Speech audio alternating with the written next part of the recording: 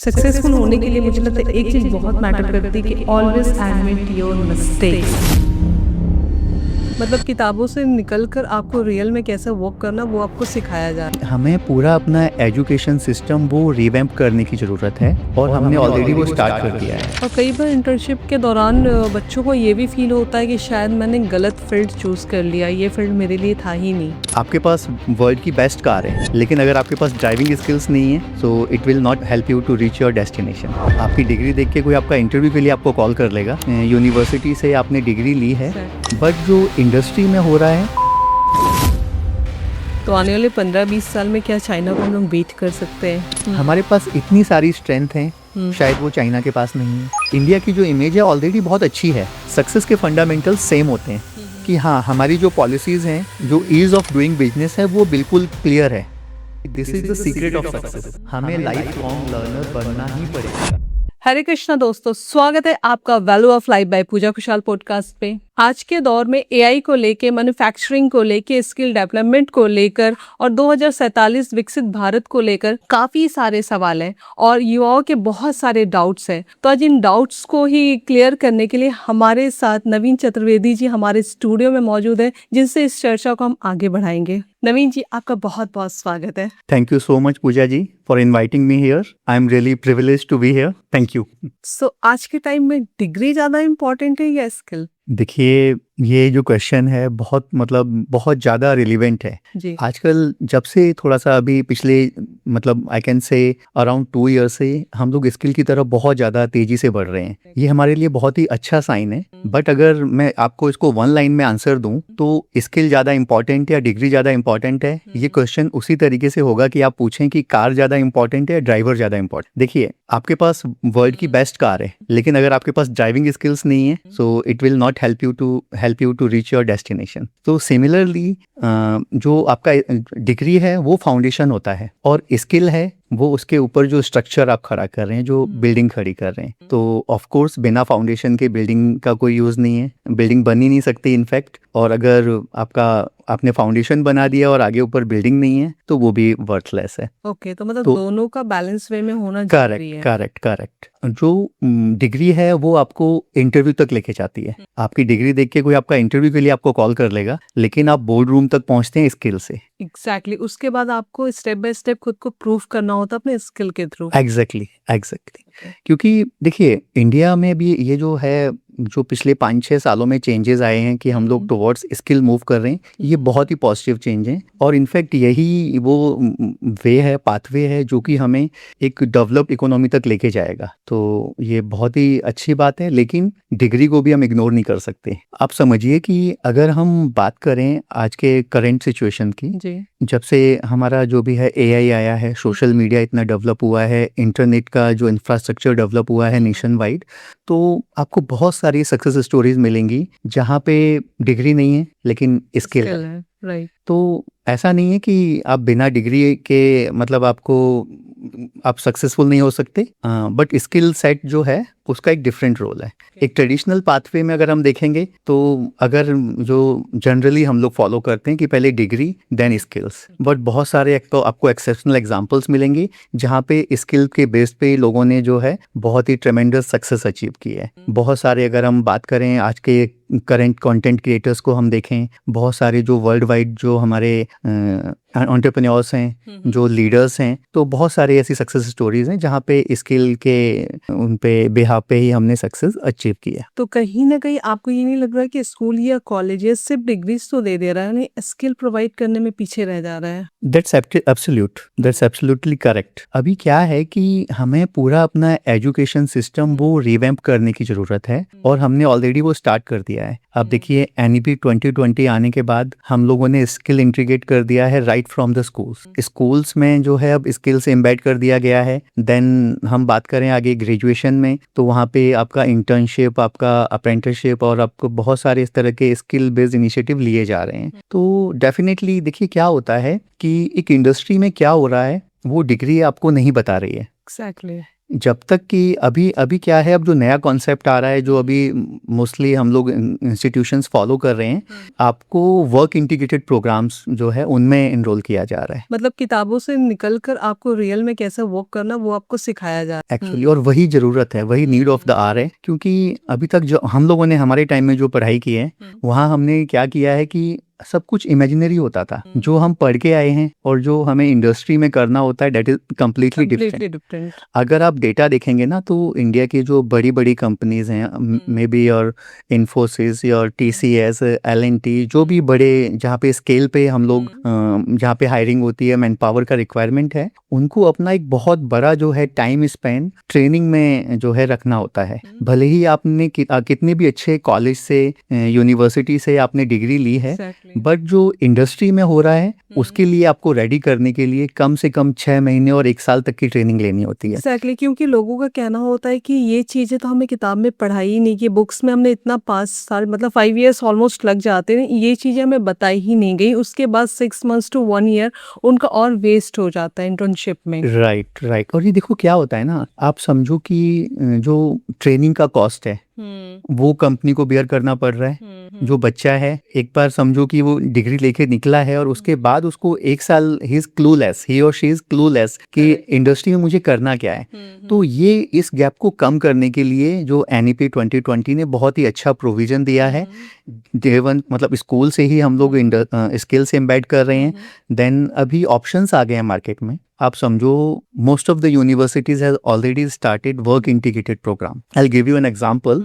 आप समझिए कि फॉर एग्जांपल एक बच्चा है जिसको हॉस्पिटैलिटी में जाना है, ठीक है। तो एक तो जो ट्रेडिशनल पाथवे क्या है, उसने किसी अच्छे कॉलेज में एडमिशन लिया, वहाँ पे वो उसने अपना डिग्री कंप्लीट किया और मे बी वहाँ पे 2nd ईयर और 3rd ईयर ऑनवर्ड्स उनको जो है इंटर्नशिप के लिए भेजा जाता है, जहाँ पे वो रियल इंडस्ट्री में क्या हो रहा है, होटल्स में क्या हो रहा है, वो सीख रहे हैं। अभी इसका अल्टरनेटिव ये है, जो आपको डे 1 से ही वर्क इंटीग्रेटेड प्रोग्राम्स में एनरोल करना है। आप वहाँ पे आपको एक तरफ तो जो ट्रेडिशनल कॉलेजेस हैं वहाँ पे आपको बहुत ही हेफ्टी फीस देके एडमिशन लेना है।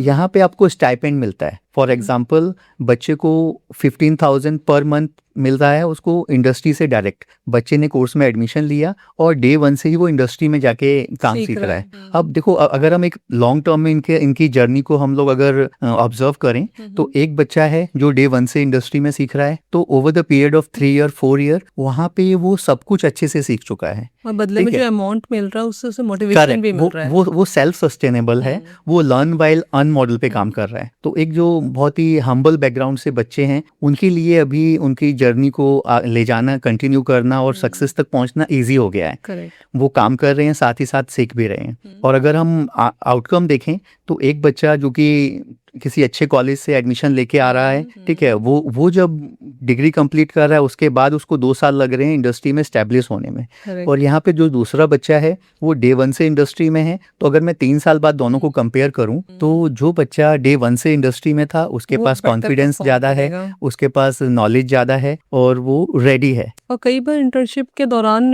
बच्चों को ये भी फील होता है कि शायद मैंने गलत फील्ड चूज कर लिया, ये फील्ड मेरे लिए था ही नहीं। एक्चुअली अभी ये जो प्रॉब्लम थी आज से 5 साल 10 साल पहले, ये प्रॉब्लम बहुत बड़ी प्रॉब्लम थी। अगर आप डेटा देखेंगे तो आपको बहुत सारे लोग मिल जाएंगे इंजीनियरिंग किया हुआ है लेकिन जॉब HR में कर रहे हैं। एग्जैक्टली। ठीक है, फाइनेंस की पढ़ाई की हुई है, डिजिटल मार्केटिंग कर रहे हैं। तो अभी इसको भी NEP ने ब्यूटीफुली कवर किया है। इवन अभी क्रेडिट बेस्ड सिस्टम जो है वो अप्लाई हो गया है। फॉर एग्जाम्पल फर्स्ट ईयर आपने इंजीनियरिंग किया, आपको लग रहा है कि नहीं, मैं I am not fit for this, आपको लेट्स से डिजिटल मार्केटिंग में जाना है या XYZ किसी भी फील्ड में जाना है, आप स्विच कर सकते हैं। 2nd ईयर कंप्लीट किया, फिर आपको लग रहा है कि you are not fit for this, तीसरी तो साल ये कुछ वेस्ट और। ऑफ टाइम नहीं हो जाएगा? नहीं, अभी क्या हुआ है वो सब कवर होगा। आपने अलग अलग स्ट्रीम में पढ़ाई की है और वो सब मिलके आपको डिग्री अवार्ड हो जाएगी। अच्छा। This is the beauty of NEP 2020। Okay, otherwise से तो 1 ईयर आपका बेकार हो जाता, वेस्ट हो एक्चुअली जाता।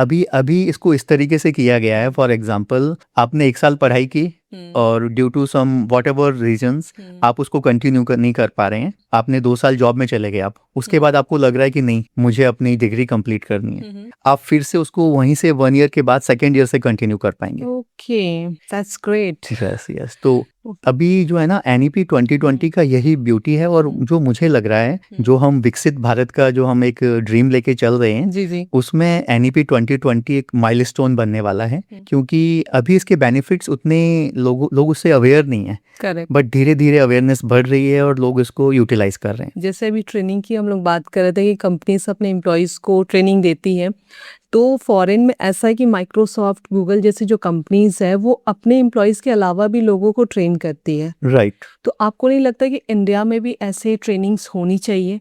डेफिनेटली। देखिए, इंडिया में थोड़ा सा हमारा जो है माइंडसेट अलग है।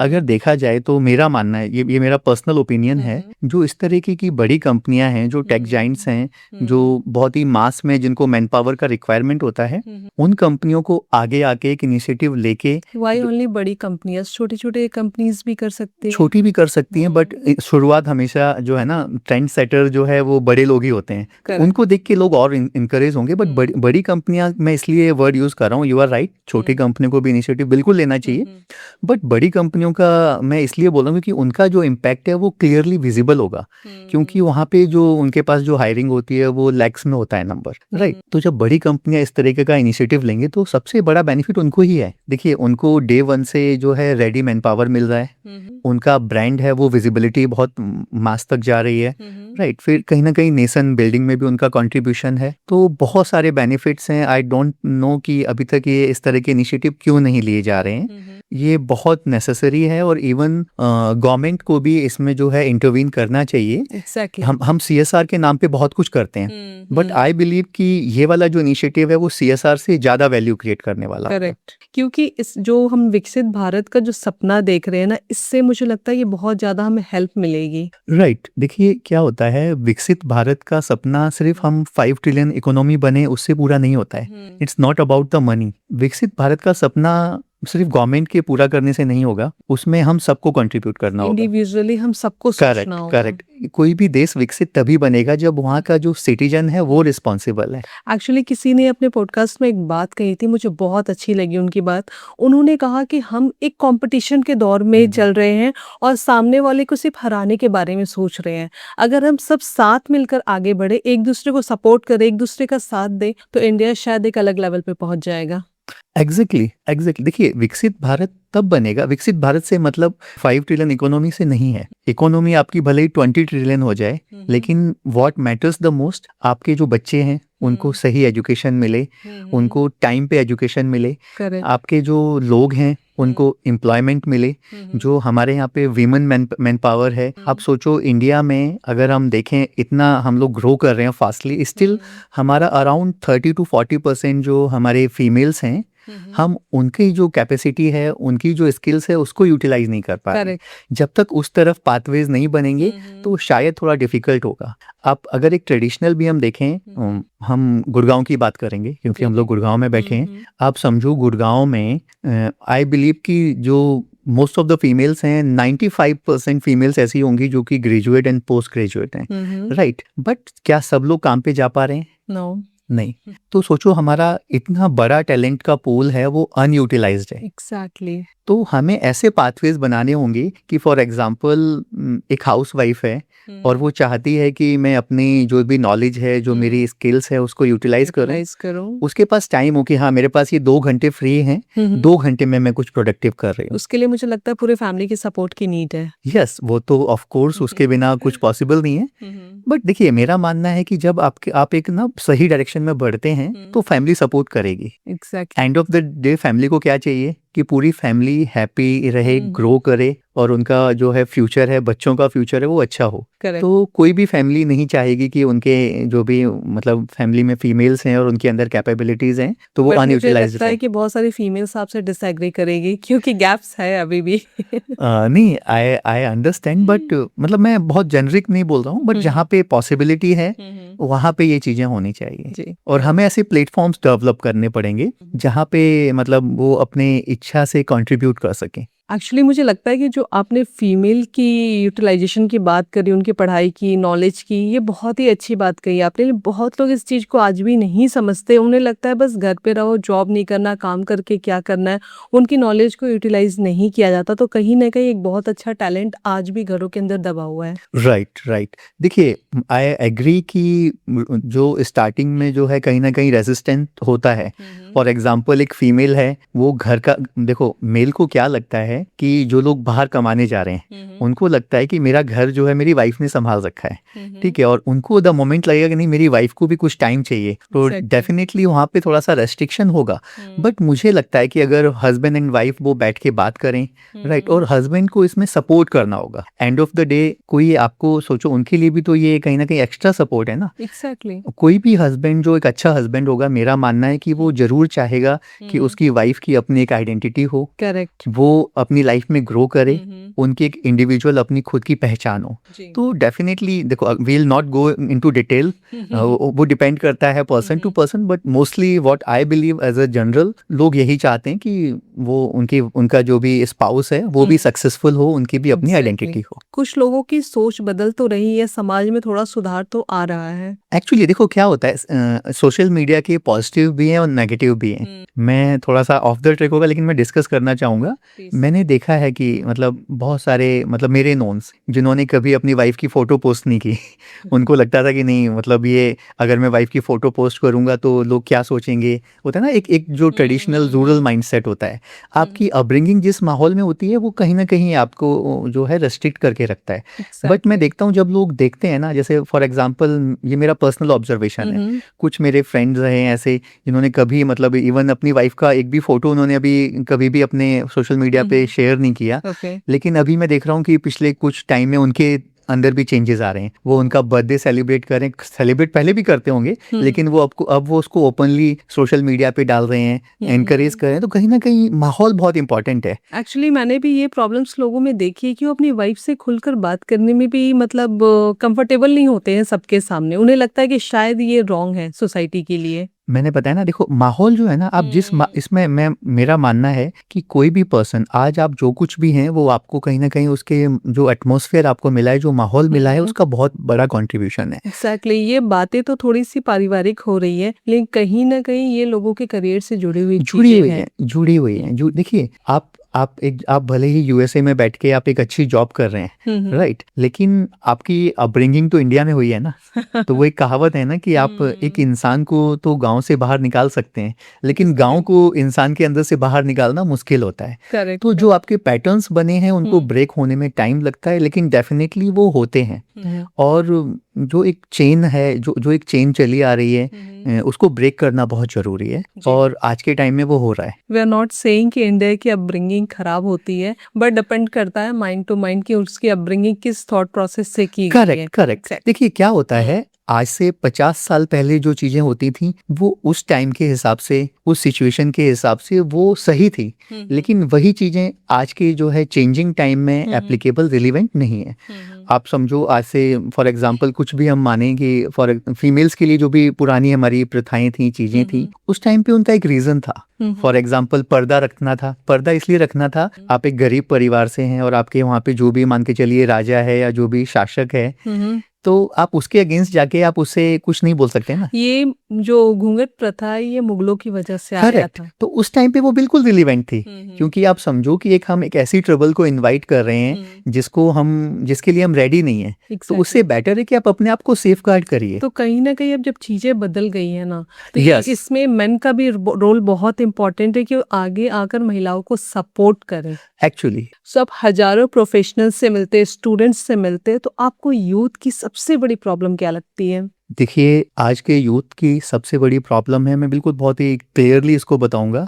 एक तो है क्लैरिटी, दूसरा है कंसिस्टेंसी। आज का यूथ जो है सुबह वो मोटिवेशनल वीडियो देखता है 2 घंटे बाद वो एआई सीखता है, शाम को वो स्टॉक मार्केट सीखता है ओके। और एक हफ्ते के बाद वो यूपीएससी की तैयारी कर रहा होता है। तो अभी क्या है कि यूथ के पास ऑप्शंस बहुत ज़्यादा हैं। सोशल मीडिया का एक्सपोजर इतना ज़्यादा है कि आप समझिए कि वो आपको बहुत ज़्यादा डिस्टर्ब कर रहा है। जस्ट लाइक एक वीडियो देखी कि इसमें तो बहुत अच्छा करियर है, बहुत पैसे है, तो मतलब तुरंत वो स्विच कर जा रहे हैं उसमें। Correct correct. देखिए ह्यूमन नेचर क्या होता है, इन्फ्लुएंस होने का है। आप देखेंगे हम लोगों ने अपने करियर पाथवेज कैसे डिसाइड किए। अभी भी उतना इंडिया में अवेयरनेस नहीं है। हमारे पास लिमिटेड ऑप्शन होते थे करियर के, डॉक्टर, इंजीनियर, सीए या क्रिकेटर, मतलब लिमिटेड ऑप्शन। क्रिकेटर भी बहुत कम ही लोग करेक्ट, सारे मिला के आप फिंगर्स पे 10 ऑप्शन भी अभी भी आप पूछेंगे ना, मोस्टली आप लोगों से पूछेंगे तो वो उनसे पूछिए कि आप मुझे 10 करियर ऑप्शंस बताइए, 4-5 के बाद साइलेंस आ जाएगा। Exactly right. पहले के टाइम पे हमारे पास लिमिटेड ऑप्शंस थे। अभी अगर देखा जाए तो वो फ्लडेड हैं। थाउजेंड्स ऑफ ऐसे करियर एवेन्यूज हैं, ऑप्शंस हैं जहाँ पे आप अपना करियर बना सकते हैं। तो एक तरफ तो ये बहुत अच्छी चीज है, लेकिन जो हमारा आज का यूथ है, जो कि रील माइंडसेट वाला यूथ है, जिसका कि अटेंशन स्पेन बहुत कम हो चुका है, उनके लिए ये बहुत ज्यादा प्रॉब्लमेटिक हो गया है।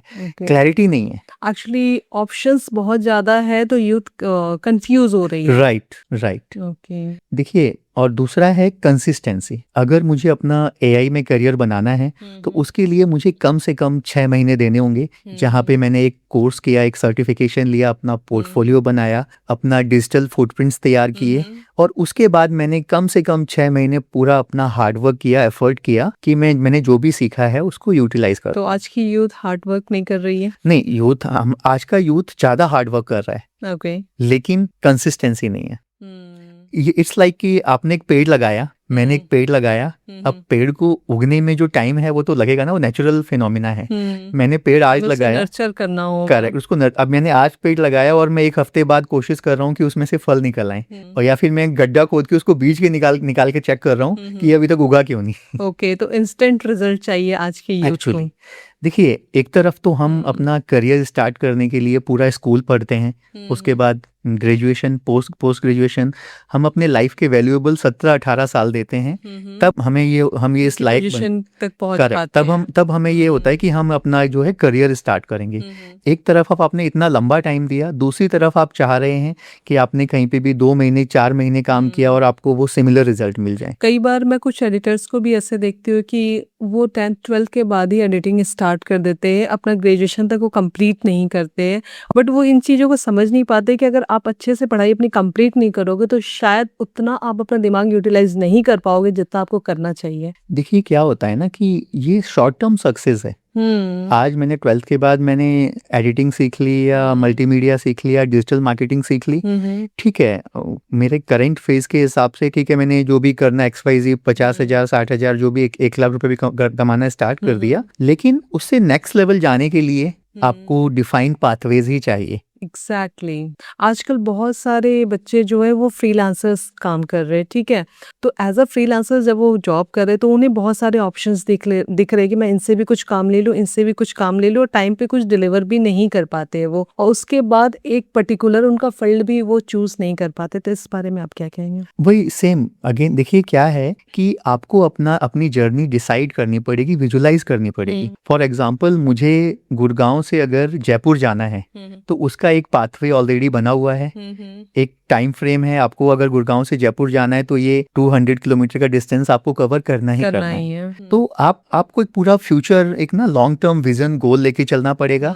भले ही आज आप फ्रीलांसिंग कर रहे हो, I am okay with it, करनी चाहिए, वो आपको कॉन्फिडेंस देगा, वो आपको जो है अर्निंग देगा, जो कि आपको नेक्स्ट लेवल पहुंचाने में मदद करेगी, लेकिन लॉन्ग टर्म में आपको अपना पाथवे डिसाइड करना होगा, where I want to see myself down the lane 5 years। तो वो आपके पास क्लियर पाथवे होना चाहिए और उसको आप जो है बिट्स एंड पीसेस में आगे बढ़िए। जस्ट लाइक जैसे आपने बताया कि जयपुर जाना है तो वो डिस्टेंस कवर करना पड़े, तो यहाँ पे यूथ क्या कर रही है, जहाँ तक मैं ऑब्जर्व कर रही हूँ, जयपुर पहुंचने से पहले उन्हें कुछ डिस्ट्रैक्शंस आ जा रहे हैं, वो लेफ्ट राइट मूव कर जा रहे हैं एक्चुअली। तो ये जो है, इसके लिए मेरा मानना है एक और तरीका है। देखिए, इसमें हम लोगों को भी आगे आना होगा।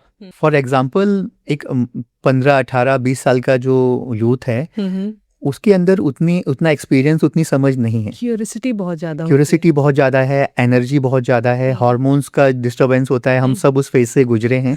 है। तो अगर उनको उस फेज में एक अच्छा मेंटोर मिल जाए, अच्छी गाइडेंस मिल अच्छा गाइडेंस मिल जाए, तो वो समझो कि अगले 10 साल में जो वो गलती करने वाले हैं वो करेक्ट हो सकती है। करेक्ट। तो उसमें वो एक ना म्यूचुअल एफर्ट होना चाहिए। क्योंकि मोस्टली यूथ यही करती है कि एक सर्टेन टाइम पीरियड को वेस्ट करने के बाद सोचती है कि नाउ अब क्या करें। एक्चुअली देखिए, जो आपका प्राइम इयर्स हैं लाइफ के, यूथ के, लेट्स से जो आपका 18 साल से लेके और अपना 28-30 साल तक का टाइम है, वो आपका लाइफ का गोल्डन पीरियड होता है। उसमें आपको सब कुछ करना है, आपको अपना करियर भी बनाना है, अपनी फैमिली भी बनानी है, सब कुछ करना है। तो अगर जो आजकल का यूथ है वो क्या कर रहा है, वो उसको पता ही नहीं चल रहा है। लाइफ के 5-7 साल किसी ने यूपीएससी की तैयारी में खराब कर दिए, किसी ने जो है मल्टीपल। अच्छा, पहले की जो एज होती थी 22-23 साल का अगर कोई हो गया तो मैच्योर कहा जाता था, एक एज मैटर करती थी। आज के तो 24-25 साल की भी जो यूथ है वो यूं ही घूम रही है। एक्चुअली अभी ये हमने इसको न्यू नॉर्मल बना दिया है। ये बड़े ही नहीं हो पा रहे करेक्ट। हैं। आप सोचो, पहले 22-25 साल में मोस्टली लोगों की शादी हो शादी हो जाती थी, बच्चे हो जाते थे। वो आई एम कम्प्लीटली ओके, आप शादी आपका डिसीजन है, वो आप 25 साल में कर रहे हैं या 40 साल में या कर नहीं रहे कर हैं रहे या हैं। नहीं कर रहे हैं। बट स्टिल अगर हम as a mass data compare करें तो पहले जब 22-25 साल में आपकी शादी हो गई और आप कहीं ना कहीं जो भी काम करें आप सेटल्ड हैं। आजकल का यूथ 30 साल तक तो उसको पता ही नहीं होता है कि कहाँ जाना है। एग्जैक्टली। तो वो जो टाइम है वो आपके यूथ के प्राइम ईयर्स हैं, जहाँ पे आपके पास एनर्जी आपकी बेस्ट थी, आपके पास आपकी हेल्थ बेस्ट थी। वो टाइम जब आप उसको कहीं ना कहीं खराब कर देते हैं तो उसके बाद लाइफ को ट्रैक पे लाने में आपको ज्यादा एफर्ट करना होता है। एग्जैक्टली। तो इसके लिए हमें सही मेंटरशिप, एक लॉन्ग टर्म विजन, आपको भले ही आपकी एज 20 साल है लेकिन आपको पता होना चाहिए where I want to be in my life after 5 years और after 10 year down the line. Exactly, वो और विजन क्लियर होना चाहिए, उसके अकॉर्डिंग आपको काम करना स्टार्ट कर देना आपके चाहिए। माइलस्टोन होने चाहिए। आज आपने 12th के बाद एक सर्टिफिकेशन लेके फ्रीलांसिंग काम करना स्टार्ट कर दिया, I am okay with it, but आपको ये भी देखना है कि ये पूरी लाइफ नहीं चलने वाला है। जस्ट लाइक कि किसी ने 12 करी एज अ फ्रीलांसर, वो 25-30,000 और पर मंथ अर्न कर रहा, उसके लिए वो बहुत बिग अमाउंट है। वो आपको बहुत एक्साइटिंग लगता है, आपको लगता है कि पूरी दुनिया मैंने जीत ली है। Exactly. लेकिन आपको ये नहीं पता कि जब 4 साल बाद आप वहीं पे स्ट्रगल करोगे तो और आप अपने नेक्स्ट फेज में नहीं एंटर कर पाओगे। 4 साल बाद भी अगर वही अमाउंट में स्टक रह जाओगे तो वो अमाउंट आपके लिए वैल्यूएबल नहीं नहीं होगा, होगी। नहीं होगा। एआई की अगर बात करें तो एआई को लेके बहुत लोग बहुत एक्साइटेड भी है और कुछ लोग डरे हुए भी हैं। तो एआई आपके लिए क्या है, अपॉर्चुनिटी या थ्रेट? ये क्वेश्चन आज के टाइम में सबसे इम्पोर्टेंट क्वेश्चन है। जब से लास्ट 2-3 ईयर से एआई का जो है इंटीग्रेशन हुआ है, एआई पब्लिक के लिए इजीली अवेलेबल हुआ है, बहुत सारे सोसाइटी में अलग अलग तरह के ओपिनियंस हैं। बट मेरा मानना है जब भी कोई नई टेक्नोलॉजी आती है, जब भी कोई नया इन्वेंशन होता है, ये थ्रेट लोगों को लगता ही है। जब इलेक्ट्रिसिटी आई थी तब लोगों को लगा था कि ये तो अब सब खत्म होने वाला है, बहुत डेंजरस है, पता नहीं क्या हो जाएगा। जब कंप्यूटर्स आए तब भी लोगों को यही लगा, राइट। कोई भी नई टेक्नोलॉजी आती है डेफिनेटली उसके प्रोज एंड कॉन्स होते हैं। एआई के साथ भी वही है। बहुत सारे ऐसी जॉब्स हैं, बहुत सारे ऐसे फील्ड्स हैं जो कि अभी ऑब्सोलीट होने वाले हैं, खत्म होने वाले हैं, या फिर जहाँ पे ह्यूमन की रिक्वायरमेंट ना के बराबर होने वाली है। But at the other side AI हजारों मतलब जो है नई अपॉर्चुनिटीज क्रिएट करने वाला है। तो एआई जो है, मैं यही बोलूंगा, ये बहुत बड़ी अपॉर्चुनिटी है। थ्रेट उन लोगों के लिए है जो सीखना नहीं चाहते, ओके, नई टेक्नोलॉजी को अडॉप्ट नहीं कर रहे। एक्चुअली देखो, मेरा मानना है कि ऐसा नहीं कि हर इंसान को एआई इंजीनियर बनना है, बट एआई लिटरेसी जरूरी है। आपको एटलीस्ट बेसिक्स पता होना चाहिए। Exactly. और बहुत इसमें कोई 2-4 महीने का काम नहीं है। अगर मेरा एक कोई लेमैन भी है ना, उसको एआई सीखना है, एआई के बारे में जानना है, आज आप सिंपल सा एक आप चैट जीपीटी का ऐप डाउनलोड करिए। इवन आपको हिंदी नहीं आती, इंग्लिश नहीं आती, आप अपनी लोकल लैंग्वेज में उससे सब कुछ पूछ सकते हैं। तो हमारे जो आपने देखा है ना, जो रूरल एरिया में लोग जो पढ़े लिखे नहीं है वो भी व्हाट्सएप यूज कर रहे हैं ऑलरेडी, करेक्ट, यूपीआई यूज कर रहे हैं, बहुत सारे अदर डिजिटल प्लेटफॉर्म यूज कर रहे हैं, तो एआई भी यूज कर सकते हैं। और हमें इसको हवा नहीं बनाना है। सबसे ज्यादा अपॉर्चुनिटीज जो हैं वो एआई में है, और जितनी जल्दी हम इसको एक्सेप्ट कर लेंगे, वो not as a individual, as a you can say nation, हमारे लिए बहुत बड़ी अपॉर्चुनिटी। तो ये लर्निंग एटीट्यूड हमें रखना होगा, इसे सीखना होगा। एक्चुअली अभी लर्निंग एटीट्यूड तो अभी जो हम लोग 2026 में बैठे हैं, आप समझो कि ये कंप्लीट शिफ्ट है, not only for the you can से प्रोफेशनल्स, फॉर एवरीवन। हमें लाइफ लॉन्ग लर्नर बनना ही पड़ेगा। कई लोग गॉन आर द डेज जब आपने एक डिग्री ले ली और आपने एक जॉब में आपने जॉब ले ली, भले ही वो गवर्नमेंट हो प्राइवेट हो, और आपकी लाइफ सेटल है। आपने सोच लिया कि बस अब रिटायरमेंट यहीं से लेना है। अब जो चेंजेस आए हैं ना, आप समझिए कि आपने भले ही whether you are a doctor, engineer, whatever, आपको हर 5 साल में अपने प्रोफेशन को री इन्वेंट करना होगा। अभी हम वी आर नॉट अवेयर कि कितनी तेजी से चीजें चेंज हो रही हैं। कि कुछ ना कुछ तो न्यू हमेशा आ रहा हर है दिन आ और रहा है, आपको हर दिन आ सीखना रहा है, होगा। हर दिन आ रहा है। तो एआई थ्रेट उन लोगों के लिए है जिन्होंने लर्निंग बंद कर दी है, एग्जैक्टली। या जो रिजिड हैं, जो सोच रहे हैं कि नहीं मुझे अब और नहीं सीखना है। एक्चुअली मुझे लगता है ना कि लाइफ के हर स्टेज में ना आपको कुछ ना कुछ सीखना चाहिए और लर्निंग एटीट्यूड हमेशा आपको रखना चाहिए, एक्चुअली क्योंकि जिस दिन आपको लगता है ना कि आपको सब कुछ आता है, आपके लाइफ में डाउनफॉल वहीं से स्टार्ट हो जाता है। Exactly I am completely agree with you. आप किसी भी प्रोफेशन में हैं, आपको हर दिन सीखना पड़ेगा, रेगुलर सीखना पड़ेगा, और तभी आप अपनी लाइफ की नेक्स्ट स्टेज में जा पाएंगे। एग्जैक्टली। ट्रेड वॉर, एआई की रेस और इकोनॉमिक भी बहुत उतार चढ़ाव आ रहे हैं, तो ऐसे में इंडिया के पास क्या अपॉर्चुनिटीज है? देखिए, जब भी कोई भी बड़ा ग्लोबल क्राइसिस होता है, वो किसी ना किसी के लिए बहुत बड़ी अपॉर्चुनिटी होता है। करेक्ट। जो कि जैसा कि हम लोग हिंदी में बोलते हैं ना कि आपदा में अवसर देखना।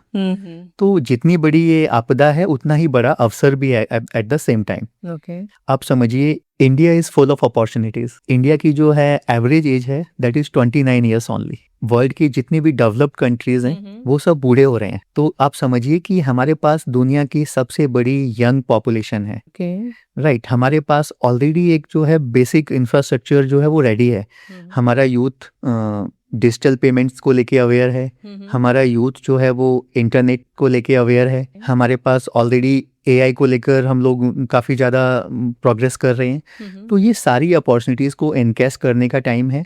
हमारे यूथ को हम एज ए कवर यूज़ कर सकते हैं। आप समझिए कि अभी जितना ये ग्लोबल अनसर्टेनिटीज़ है, जितने भी बड़े ब्रांड्स हैं, वो अपने प्रोडक्शन को डाइवर्सिफाइड कर रहे हैं।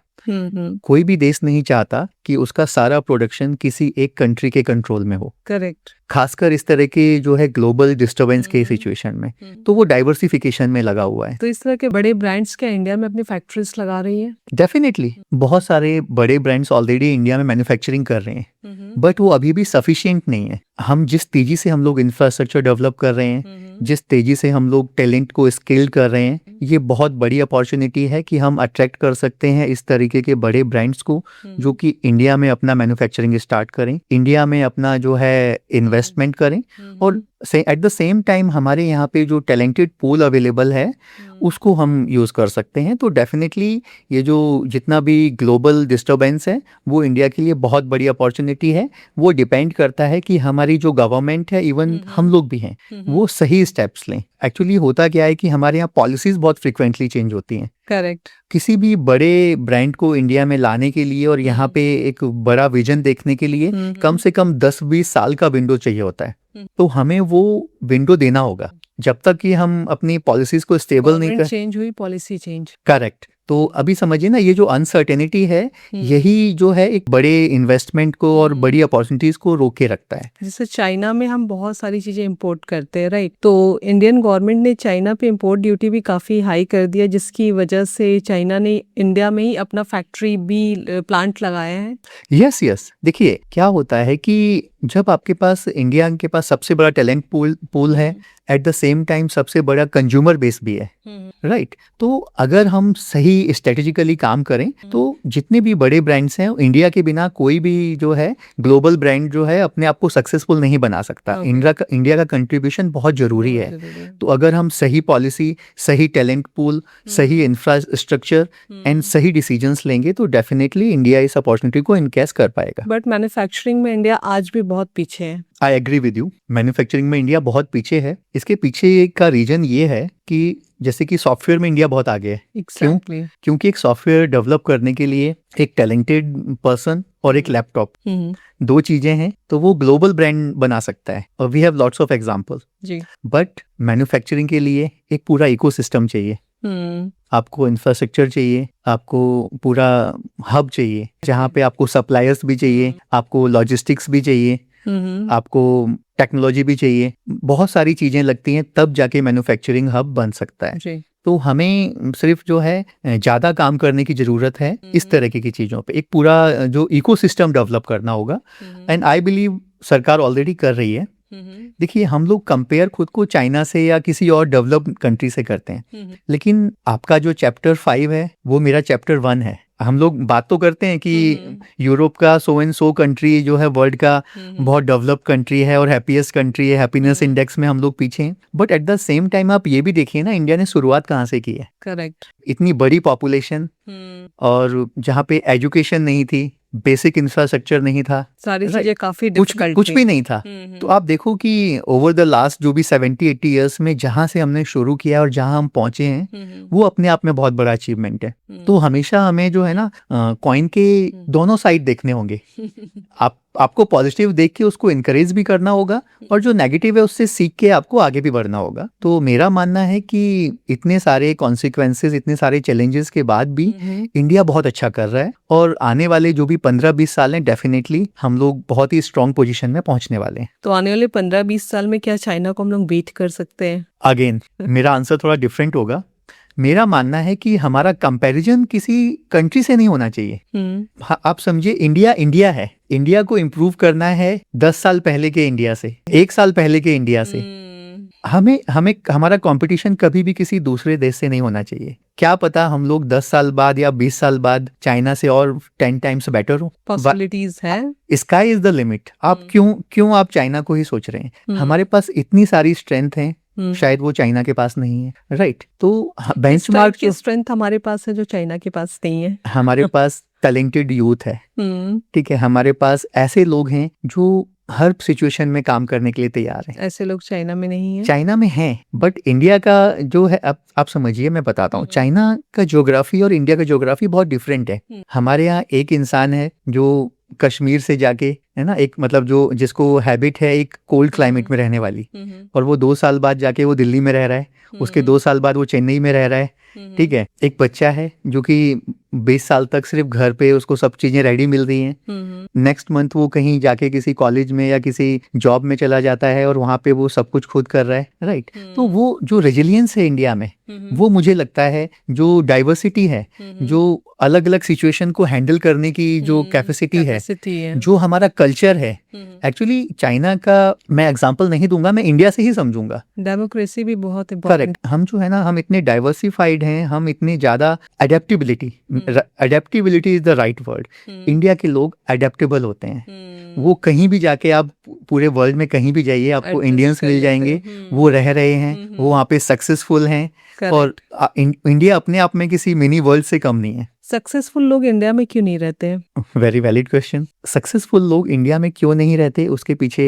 आंसर ये है कि जब एक लेवल पे आप पहुंच जाते हैं, तो इंडिया आपके लेवल का नहीं लगता। I tell you in other way. जो लोग एक बार ना इंडिया के बाहर चले गए, लेट्स से यूएस चले गए या कोई भी डेवलप्ड कंट्री में चले गए, वहां पे जो उनको क्वालिटी ऑफ लाइफ मिलता है, वो नेक्स्ट लेवल होता है। वहां पे देखिए, ऑब्वियसली इंडिया का जो लार्ज पॉपुलेशन है, जो इंडिया का बाकी सब चीजें हैं, जो यहाँ पे कहीं ना कहीं मैं बोलूंगा जो पॉलिटिकल बहुत सारे चैलेंजेस भी होते हैं, राइट? तो वो जब कोई इंसान सक्सेसफुल हो जाता है और वो इंडिया के बाहर चला गया, तो और उसने वो लाइफ एक्सपीरियंस कर ली, तो फिर उसको लगता है कि नहीं, दिस इज समथिंग बेटर। मुझे लगता है कि ये भी बहुत बड़ा रीजन है इंडिया का थोड़ा सा पीछे रहने में, क्योंकि जो भी लोग बहुत अच्छा अपनी लाइफ में कर ले रहे हैं और बहुत अच्छा अपनी कंट्री के लिए कंट्रीब्यूट कर सकते हैं अपने नॉलेज के थ्रू, अपने पैसे के थ्रू, वो सीधा यहाँ से मूव कर जाते हैं फॉरेन की तरफ कि भाई अब मेरी लाइफ सेटल है, अब मैं पीछे मुड़कर नहीं देखूंगा, और उन्हें शायद फिर इंडिया पसंद नहीं आता है। Up to an extent I am agree with you. देखिए,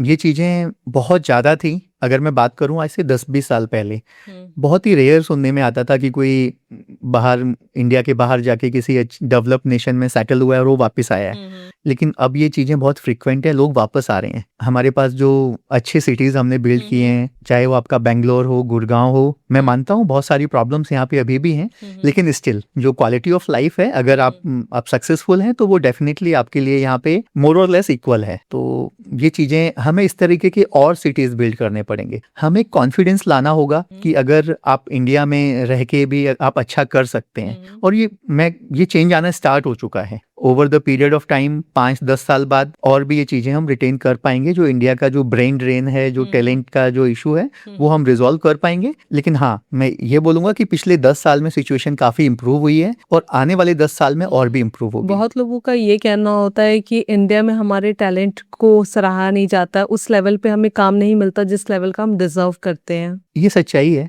आई विल एडमिट इट। देखिए क्या होता है कि इंडिया में आपको अपॉर्चुनिटीज तो मिलती हैं, लेकिन वो लॉन्ग टर्म ग्रोथ नहीं मिलता, वो लिबर्टी नहीं मिलता, वो पीस नहीं मिलता, वो इकोसिस्टम नहीं मिलता। यही वजह है ये कि सब के लिए रेस्पॉन्सिबल कौन है? लॉन्ग टर्म ग्रोथ नहीं मिलता। कहीं ना कहीं हमारी पॉलिसीज जो हैं लॉन्ग टर्म में, देखिए गवर्नमेंट का भी इसमें क्रूशियल रोल है, और मेरा मानना है कि गवर्नमेंट भी हम लोगों से ही बनती है। एग्जैक्टली। गवर्नमेंट में वही लोग हैं ना जिनको हम चुन के पहुंचा रहे हैं, तो वो हम हमारे लोगों से बीच में से ही निकले, राइट। तो इसका मतलब ये नहीं है कि गलती सिर्फ उनकी ही है। हमें कहीं ना कहीं इसके लिए मैं बोलूंगा कि कैरेक्टर बिल्डिंग पे काम करना होगा। तो अपने इंडिया के टैलेंट को इंडिया में ही रोकने के लिए गवर्नमेंट को और इंडिविजुअल लेवल पे हमें क्या करना चाहिए? देखिए सबसे पहले तो एज ए इंडिविजुअल मैं बताऊंगा, हमें क्या करना होगा। हमें अपने कैरेक्टर बिल्डिंग पे काम करना पड़ेगा। देखिए लाइफ सिर्फ अगर मैं सक्सेसफुल हूँ, मैं कितना भी सक्सेसफुल हो गया, और अगर मेरा सोसाइटी के लिए कंट्रीब्यूशन कुछ भी नहीं है, देन अगर हम बात करें स्पिरिचुअली या एक तरह से एक वाइडर उसमें वे में बात करूँ मैं, तो कोई फायदा नहीं ना लोगों का। तो कैरेक्टर बिल्डिंग में अभी भी काम नहीं हो रहा है। एक्चुअली होता क्या है कि जब मैं सक्सेसफुल हो गया हूँ, तो कहीं ना कहीं मेरी सक्सेस जो है वो कहाँ से आई है? मेरे पेरेंट्स ने, मेरे नेबरहुड ने, मेरे टीचर्स ने, ये सोसाइटी में मैं कहीं भी गया तो वो कहीं ना कहीं से कुछ ना कुछ मैं सीखा है। तो एक जो है ना, एक वो हमारे अंदर फीलिंग होनी चाहिए टू पे बैक। एग्जैक्टली। आप जब तक ना आपको किसी ने कुछ दिया है और आपको वो वापस देने की आपके मन में भावना नहीं है, इच्छा नहीं है, तब तक आपका कैरेक्टर में स्ट्रांग नहीं मानता हूं। वापस सिर्फ आप पैसों से नहीं दे सकते। करेक्ट। जो भी नॉलेज आपके पास है या जो भी उतार चढ़ाव आपने अपनी लाइफ में देखे, उससे आप लोगों को मोटिवेट करके उन्हें इंफॉर्मेशन देकर भी आप उनको आगे लेके जा सकते हो। एक्चुअली तो जब हमें ये एथिक्स, ये कैरेक्टर बिल्डिंग हमारी सही है, तो डेफिनेटली, और ऐसा नहीं कि सभी लोग जा रहे हैं। आप सोशल मीडिया पे आए दिन स्टोरीज आती रहती हैं कि बहुत सारे ऐसे सक्सेसफुल लोग जो कि अब्रॉड में बहुत सेटल थे, वो सब कुछ छोड़ के इंडिया आ गए हैं। कोई अब अपने गांव में कुछ बहुत अच्छा काम कर रहा है, कोई अपने शहर में कर रहा है, कोई इंडियन एजुकेशन को बिल्ड करने में लगा है। कर रहा है, राइट। तो ऐसा नहीं बोलूंगा कि मैं सब लोग ऐसे होते हैं, बट मोस्टली लोग हैं जो कि पे बैक का जिनके अंदर फीलिंग होती है, ग्रेटिट्यूड की फीलिंग होती है, और वो काम कर रहे हैं, और ये चेंज आ रहा है, और over the period of time definitely ये और बढ़ेगा। तो गवर्नमेंट को इस लेवल पे क्या करना चाहिए कि भारत का टैलेंट भारत में ही रह जाए? देखिए गवर्नमेंट को सबसे जो फर्स्ट एंड फॉरमोस्ट जो थिंग है, जो भी हमारा इस तरह का टैलेंट है, उसको सही अपॉर्चुनिटी मिलनी चाहिए। सही अपॉर्चुनिटी मिलनी चाहिए, उसको अप्रिशिएशन मिलना चाहिए, उसको एनकरेजमेंट मिलना चाहिए। गवर्नमेंट को क्या करना चाहिए कि जो भी इस तरह के लोग हैं जो कि इंडिया का टैलेंट बाहर है, अगर गवर्नमेंट एक इनिशिएटिव ले, इस तरह के लोगों को आइडेंटिफाई करे और उनको कुछ स्पेशल जो है प्रिविलेज दिया जाए कि अगर आप अपने कंट्री में वापस आके कुछ करना चाहते हैं या फिर कोई बिजनेस बिल्ड करना चाहते हैं, वी विल सपोर्ट यू। तो इस तरह के इनिशिएटिव जो हैं वो लोगों को अट्रैक्ट करेगा, और डेफिनेटली इंडिया जो है आगे ग्रो करेगा, और इस तरह के लोगों के कंट्रीब्यूशन से ये जो है एम्पलीफाई हो जाएगा। अगर बात इलेक्ट्रॉनिक्स की करें, चिप मैन्युफैक्चरिंग की करें, तो इसके लिए भी हम बहुत ज्यादा अदर कंट्रीज पे डिपेंडेंट है। तो इस गैप को कैसे फिल किया जा सकता है? देखिए क्या है कि अगेन जब मैन्युफैक्चरिंग की हम बात कर रहे हैं, तो मैन्युफैक्चरिंग इज नॉट समथिंग जो कि कुछ लोग मिलके कर सकते हैं, राइट।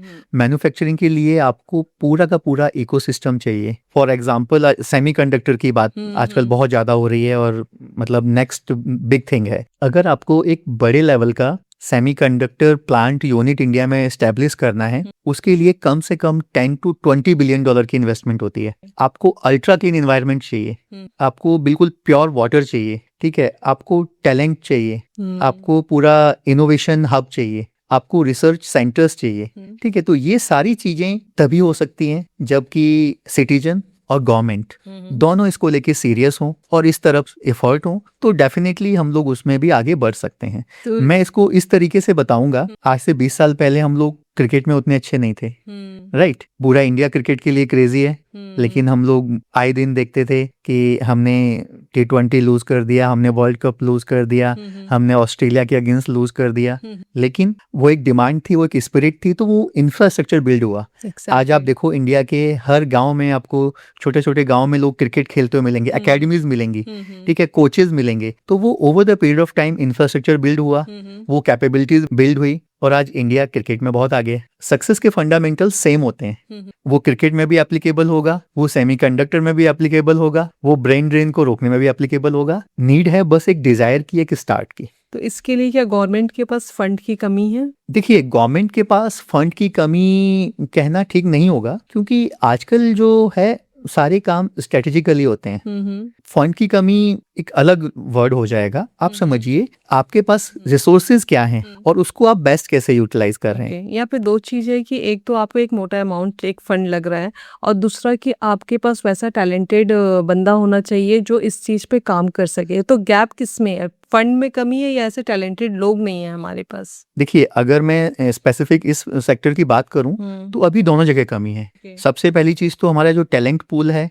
जो स्किल्ड मैन पावर वर्कफोर्स चाहिए, वो हमारे पास उस लेवल पे रेडी नहीं है। दूसरा, इंफ्रास्ट्रक्चर की मैं बात करूं, वो धीरे धीरे बिल्ड हो रहा है। आपने देखा होगा कि अभी लास्ट फ्यू इयर्स में हम लोग बहुत रैपिडली इंफ्रास्ट्रक्चर बिल्ड कर रहे हैं, तो वो शायद हम लोग उस रिक्वायरमेंट को मीट कर पाए अगले 2-3 साल में। तीसरी चीज है जो हमें कॉन्फिडेंस लाना होगा। इंडिया जो है एक ट्रस्टेड मतलब नेम है अमंग द वर्ल्ड। कहीं भी इंडिया के लोगों को लोग जो है ट्रस्टेबल मानते हैं। यही एक वजह है कि आप किसी भी कंट्री में जाइए, वहाँ पे एक इंडियन कम्युनिटी मिलेगी जो कि वहाँ पे अच्छा कर रही है और किसी भी कंट्री की इकोनॉमी में एक अच्छा खासा उनका कंट्रीब्यूशन है, राइट। इंडिया की जो इमेज है ऑलरेडी बहुत अच्छी है। हमें काम क्या करना है, हमें कॉन्फिडेंस लाना होगा फॉर नेक्स्ट 10-20 ईयर्स एटलीस्ट कि हाँ, हमारी जो पॉलिसीज हैं, जो ईज ऑफ डूइंग बिजनेस है, वो बिल्कुल क्लियर है। तो वो कॉन्फिडेंस जब तक हम वर्ल्ड को नहीं देंगे, जो हमारा टैलेंट है उसको हम नेक्स्ट लेवल पे स्किल नहीं करेंगे, हम जो है चीजों को स्केल अप नहीं करेंगे, हमारे जो MSMEs हैं उनको एम्पावर नहीं करेंगे, तब तक थोड़ा डिफिकल्ट है। बट अल्टीमेटली आपको करना यही होगा। आपको अगर एक डेवलप्ड कंट्री बनना है तो देयर इज नो ब्रेनर, आपको ये सारी चीजें मैन्युफैक्चरिंग करनी ही करनी होगी। एग्जैक्टली, क्योंकि सेमीकंडक्टर की हम लोग बात कर रहे हैं, हर एक इंडिविजुअल की लाइफ भी इस पर डिपेंडेंट है। करेक्ट। अब जो टेक्नोलॉजी में जो मासिव चेंजेस आ रहे हैं, जब तक आप किसी दूसरे कंट्री पे डिपेंडेंट हैं तो वो आपकी आर्म ट्विस्टिंग होती रहेगी। एग्जैक्टली।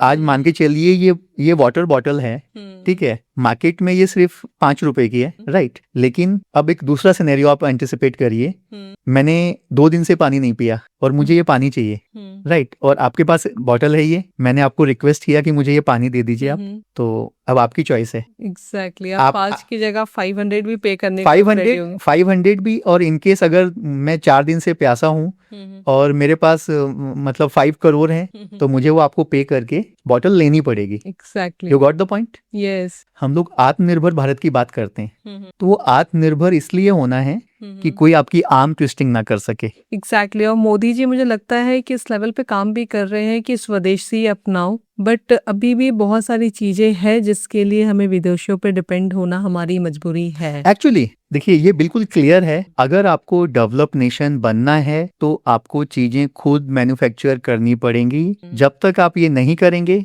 शायद आप उतना स्ट्रॉन्ग पॉइंट नहीं ले पाएंगे। एक्चुअली मुझे लगता है ना, लोग रेस्टोरेंट बिजनेस पे ज्यादा जा रहे हैं, क्लाउड किचन में ज्यादा जा रहे हैं कि जिसमें मुझे शॉर्ट टर्म पैसा आ जाए, बिजनेस आ जाए, बट एक देश के ग्रोथ के लिए आज भी शायद हर एक इंडिविजुअल भी पीछे है। देखिए क्या होता है, आपका क्लाउड किचन, गिग वर्कर्स, ये शॉर्ट टर्म है। क्या होता है, इंडिया का यूथ जब उसे कोई अपॉर्चुनिटी नहीं मिलती है तो उसको एक ना लो हैंगिंग चाहिए होता है, लो हैंगिंग फ्रूट। तो एक गांव का बच्चा है, पैसे की परेशानी से जूझ रहा है, तो उसको ये पता है कि मेरा एक कजिन गुड़गांव में रहता है और वहाँ पे वो रैपिडो चलाता है या जोमेटो में डिलीवरी करता है और वो अपना वेल टू डू है, अपना गुजारा कर लेता है। तो होता क्या है, जब आपके पास ऑप्शंस कम होते हैं तो आपको जो भी क्लोजेस्ट लगता है वही अडॉप्ट कर लेते हैं, शॉर्ट टर्म इनकम की जो शॉर्ट टर्म। और फिर वो शॉर्ट टर्म कब आपके लिए परमानेंट बन जाता है, तो वो बहुत बड़ा चैलेंज है। एक्चुअली आपने बहुत गहरी बात कही कि शॉर्ट टर्म कब आपके लिए परमानेंट बन जाता है, फिर आपके पास कोई चॉइस नहीं होती। करेक्ट। देखिए क्या होता है, मेरा मानना ये है कि भले ही मेरा कुछ भी बैकग्राउंड हो, कुछ भी मेरी एजुकेशन हो, राइट, अगर आज मेरी सिचुएशन लाइफ में अच्छी नहीं है, तो भले ही आज मैं रैपिडो चला रहा हूँ या फिर मैं जोमेटो में डिलीवरी कर रहा हूँ, लेकिन मुझे मेरे बैक ऑफ द माइंड हमेशा ये होना चाहिए कि दिस इज टेम्परेरी। जितनी जल्दी मुझे यहाँ से बाहर निकलना है और नेक्स्ट लेवल जाना है। क्योंकि कई बार हमने देखा है कि सड़क पे बैठ के जो सब्जी बेचते हैं, वो सब्जी बेचते हुए भी अपनी यूपीएससी की तैयारी कर रहे हैं, एक्चुअली क्योंकि उन्हें पता है कि अभी शॉर्ट टर्म मुझे ये करना है, लॉन्ग टर्म का विजन उनको क्लियर होता है। आपकी जो इमेज है, आपकी जो सेल्फ इमेज है, वो बहुत बड़ी होनी चाहिए। आज मैं भले ही सब्जी बेच रहा हूँ, लेकिन मुझे पता होना चाहिए कि मैं सीखूंगा, मैं मेहनत करूंगा, कल को जो है मैं एक बड़ा जो है शोरूम भी खोलूंगा। बड़ा करने के लिए बड़ा सोचना भी चाहिए। एक्चुअली होता क्या है ना कि हमारी अपब्रिंगिंग जिस माहौल में होती है, जो हमने इतने सारे चैलेंजेस देखे होते हैं कि हम सपने देखने से डरने लगते हैं। एक्चुअली लोग कहते हैं ना, जो सोचो वो होता नहीं है, बट हम कहते हैं कि पहले सोचोगे तो ही करोगे, इम्प्लीमेंट तभी कर पाओगे आप। देखिए, जब तक ना आपके पास एक क्लियर विजन नहीं है, आप वहां तक पहुंचेंगे ही नहीं। बहुत ही मतलब कोइंसिडेंस की बात होगी कि आपने सोचा ना और वो चीज आपके साथ हो जाए। करेक्ट। मैं आपका एग्जांपल दूंगा। आज आपको ऑलमोस्ट 2 इयर्स हो गए हैं, राइट, जो कि मैंने देखा आपको 2 इयर्स हो चुके हैं और इतने सारे आपने पॉडकास्ट किए जी। क्या डे 1 पे आपके लिए ऐसा ही था जैसा कि आज है? बिल्कुल भी नहीं, बहुत सारा एक्सपीरियंस गेन किया मैंने, बहुत खुद को रिफाइन किया, बहुत खुद में इम्प्रूवमेंट्स लाए, और लगता है कि अब चीज़ें पहले से काफ़ी स्मूथ हो गई है। और मैं बताऊँ तो सच में तो मैंने कभी सोचा भी नहीं था कि मैं मीडिया में जाऊँगी, मैं पॉडकास्ट करूँगी। मेरा तो ऐसा सिंपल सा था कि कुछ अपना बिजनेस करना है या जॉब करना है या घर पे अपने बच्चे को संभालना है, बट पता नहीं डेस्टिनी को कुछ और ही मंजूर था कि शायद मैं आप जैसे लोगों के साथ बैठ के लोगों को वैल्यूएबल कंटेंट दे पाऊँ। देखिए, मैं वही बोल रहा हूँ कि जब आप स्टार्ट करते हैं ना, आपको क्लैरिटी नहीं होती है कि डाउन द लाइन 5 इयर्स क्या होने वाला है। ये बिल्कुल ऐसे ही होता है जैसे कि आप रात को कार ड्राइव कर रहे हैं, राइट। जैसे ही आपने कार की हेडलाइट ऑन की, आपको विजिबिलिटी सामने की बस 10-20 मीटर्स की है, लेकिन आपको जाना है दिल्ली से जयपुर। आपको वो क्लियर है कि मुझे जयपुर जाना है। आपको दिल्ली से जयपुर जाना है, आपको ये पता है मुझे जयपुर जाना है, लेकिन विजिबिलिटी कितनी है? सिर्फ 10-20 मीटर्स। रास्ते में आपको 50 टर्न लेने पड़ेंगे, बहुत जगह रुकना भी पड़ेगा, बहुत जगह रेड लाइट्स आएंगी, बहुत सी जगह गड्ढे आएंगे, लेकिन आपको पता है कि मुझे जयपुर जाना है। तो आपको ऐसा नहीं कि आपने गाड़ी ऑन की और आपको यहाँ से जयपुर तक का पूरा पाथ क्लियर हो गया, नहीं। Exactly. जब आप 20 मीटर्स आगे बढ़े, आगे का 20 मीटर्स का पाथ फिर से एनलाइटन हो गया। तो लाइफ ऐसे ही होती है। Exactly. बट आपको शुरुआत करनी पड़ती है और आपको उससे स्टिक रहना होता है, कंसिस्टेंसी। जस्ट लाइक कि आपने मेरा ही एग्जांपल लिया, तो मैं बताती हूँ कि मेरा विजन क्लियर है। जब मैंने भी स्टार्ट किया था तो बहुत लोगों ने बहुत कुछ बोला था, कुछ नहीं होता, लोग नेगेटिव कमेंट्स काफ़ी देते, आपको आगे बढ़ने से रोकते, बट हमारा विजन क्लियर था कि हमें यहाँ तक पहुँचना है। तो मुझे पता है मेरे 5 साल का विजन मुझे क्लियर है और इसलिए मैं कंटिन्यू कर रही हूँ। बहुत लोग इस फील्ड में भी आते हैं, शायद 2, 4, 6 महीने करने के बाद में फिर वो बंद कर देते हैं। एक फेमस कहावत है कि जब तक कि आपको लोग बोलने लग जाएं कि आप पागल हो गए हो, तब तक आप सक्सेस हो ही नहीं सकते। एग्जैक्टली। जब आपको लोग बोलने लग जाए ना कि आप पागल हो गए हो, तभी आपको, देखिए, एक क्रेजीनेस चाहिए ही होता है। जब तक आपको जुनून नहीं है ना, आप इन लोगों को फेस कर ही नहीं सकते। आपको अपने सपनों को पूरा करने के लिए पागल होना पड़ेगा। वो जुनून आना चाहिए। जुनून नहीं है, आप नहीं पागल हो सकते। आप वो स्ट्रेंथ कहाँ से लाओगे? आपने पहली बार वीडियो बना के डाला है, ऐसा हो ही नहीं सकता कि 50 लोग आपका मजाक ना उड़ाएं। एग्जैक्टली। कम से कम मतलब जो भी आपके आसपास वाले हैं सब मजाक उड़ाएंगे। तो वो उसको फेस करने की जो स्ट्रेंथ है ना, उसके लिए आपको पागल ही होना पड़ेगा। ये वही लोग हैं जो कि आपका मजाक उड़ा रहे हैं, 6 महीने बाद वो आपको देखेंगे, उसके 1 साल जेलस फील करेंगे, 1 साल बाद वो आपकी तारीफ करना स्टार्ट करेंगे और 2 साल बाद वो आपके पास एडवाइस के लिए आएंगे। तो ये हर फील्ड की स्टोरी है। तो डिस्ट्रैक्शंस लाइफ में आएंगे ही नहीं। अगर आपका विजन क्लियर है, आपका मोटिव क्लियर है ना, तो आपको फर्क नहीं पड़ता कि कौन क्या कह रहा है। Exactly. I will put it in other वे। आपको सक्सेस होने के लिए आपके पास एक क्लियर डिफाइंड गोल होना चाहिए। ये मतलब मेरा पर्सनल एक्सपीरियंस है। अगर आपकी लाइफ में क्लियर डिफाइंड गोल है, आप उस गोल को हिट करेंगे ही करेंगे। Even I will say it in this way कि this is the secret of success. जब तक आपके पास, जिस दिन आपने सोच लिया कि मुझे ये करना है, उसके बाद क्या होगा कि आपका ब्रेन जो है सारी पॉसिबिलिटीज उसके लिए एक्सप्लोर करेगा। ये करना है और यही करना है, this is the last option for me. Correct.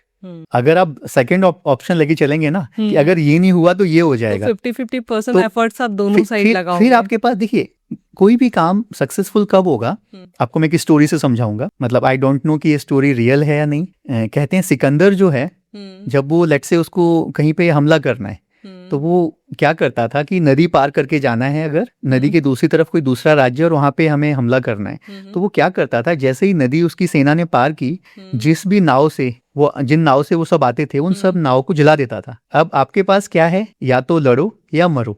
तो लाइफ में आपको इस लेवल की क्लैरिटी, इस लेवल के एफर्ट्स होंगे, तभी आप सक्सेस हो पाएंगे। जिस अगर नाव से वो गए हैं तो वापसी के रास्ते अपने खुद के बंद कर दिए, या तो मैं जीतूंगा या तो मैं मरूंगा। तो आप सोचो, जब आपके पास दूसरा ऑप्शन है ही नहीं, तो आप जीतोगे ही। सारे एफर्ट्स आप लगा दोगे। करेक्ट। अभी यही प्रॉब्लम आज के यूथ के साथ भी आ रही है। वो सीख तो एआई रहा है, लेकिन उसके मन में कहीं ना कहीं है, बैक ऑफ द माइंड, चलो एआई नहीं सीखा तो मैं ये डिजिटल मार्केटिंग सीख लूंगा, या फिर मैं यूपीएससी की तैयारी कर लूंगा, या व्हाट्सोएवर। कंटिन्यूअस स्विच कर रहे हैं। करेक्ट। तो एक क्लियर डिफाइंड गोल अगर आपके पास है, nobody can stop you from getting success. ये चीज लगता है ना कि हमारे टाइम में भी होती थी, जब हम भी अपनी पढ़ाई कंप्लीट कर रहे थे, एजुकेशन कंप्लीट कर रहे थे, तो हम कॉमर्स क्यों ले रहे हमें पता नहीं, हम आर्ट्स क्यों ले रहे हमें पता नहीं, इसका फ्यूचर क्या है हमें पता नहीं। जस्ट बिकॉज कि कॉमर्स इंटेलिजेंट लोग लेते हैं तो कॉमर्स ले लो, साइंस उससे भी ज्यादा इंटेलिजेंट लोग लेते तो साइंस ले लो, क्यों लोग बोलेंगे बहुत मेहनती बहुत पढ़ाकू बच्चा है, बट उसका फ्यूचर क्या है ये बहुत कम लोगों को ही समझाया जाता था। अभी रिसेंट रिसर्च में ये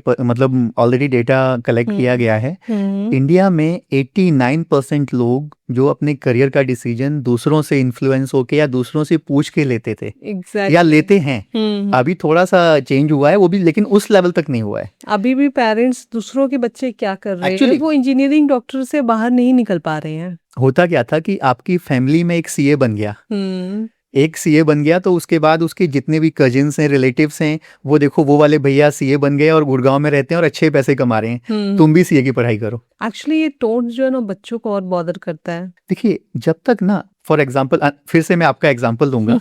देखिए, आपने कंटेंट क्रिएशन की जर्नी स्टार्ट की, आपने किसी के फोर्स में आके स्टार्ट नहीं की, बिल्कुल ना किसी की देखा देखी स्टार्ट की जी। अगर आपने किसी की देखा देखी स्टार्ट की होती तो अभी तक ये बंद हो चुका होता। एग्जैक्टली। क्योंकि जब तक आप किसी चीज को लेके पैशनेट नहीं है, वो आप काम बहुत लॉन्ग टर्म तक कर ही नहीं पाएंगे। बिल्कुल। तो आपका कहीं ना कहीं पैशनेट होना बहुत जरूरी है सक्सेसफुल होने के लिए। अगर आप पैशनेट नहीं है, आपको हर दिन का पॉडकास्ट लगेगा कि आपके लिए एक टास्क है। एग्जैक्टली हमारे जैसे संडेज भी नहीं होते, वो आपको थका देगा ना। वो थका देगा। देखिए, विराट कोहली के लिए क्रिकेट खेलना मेहनत का काम है नहीं, वो विराट कोहली ने जितना एफर्ट्स लगाया है कोई नहीं लगा सकता। वो पैशन है। वो उसके लिए प्रैक्टिस करना 10 घंटे 12 घंटे वो काम नहीं है। एक्चुअली मैं ही इज एंजॉयिंग इट। मैं यूथ से कहती हूँ कि रोल मॉडल मानना है तो विराट कोहली को मानो।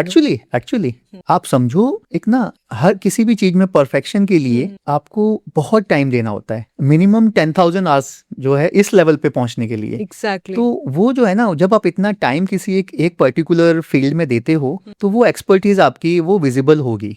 तो जो भी लोग किसी भी फील्ड में एक्स्ट्रा ऑर्डिनरी काम कर रहे हैं वो इसीलिए कर पा रहे हैं। वो काम अगर आप उनसे पूछोगे, आजकल तो पॉडकास्ट हर जगह अवेलेबल है, विराट कोहली का और बाकी लोगों का सबका अवेलेबल है, राइट। तो उन लोगों के लिए वो जो उनका प्रोफेशन है वो उनका काम नहीं है, वो उनकी इनर हैप्पीनेस है, खुश होकर वो उनका पैशन है। यस। एक्चुअली बड़े बुजुर्ग भी कहते हैं कि जिस काम को बहुत खुशी मन से किया जाए, बहुत हैप्पीली किया जाए, उसका आउटकम कई गुना मिलता है हमें। एक्चुअली देखिए, वो एक कहावत है ना कि अगर आपको लाइफ में खुश रहना है लॉन्ग टाइम तक तो लव योर वर्क। एग्जैक्टली। काम एक ऐसी चीज है जो कि आप मतलब जब से अपने सेंसेस संभालते हो, एडल्ट होते हो, और उससे लेके अपना ऑलमोस्ट मरते दम तक ही आजकल लोग काम कर रहे हैं। थोड़ा सा अगर आप अपने काम से नाखुश हुए, डिस्कनेक्ट हुए, तो ये चीजें आप ज्यादा अट्रैक्ट करोगे और ज्यादा आपको प्रॉब्लम, वो आपके लिए बर्डन बन जाएगा। वो आपके लिए बर्डन बन जाएगा। तो आप आजकल बहुत हम लोग देख भी रहे हैं, लोग सक्सेसफुल हैं, अच्छी खासी हाई पेइंग जॉब्स में हैं, कोई 40s में, कोई 50s में जाके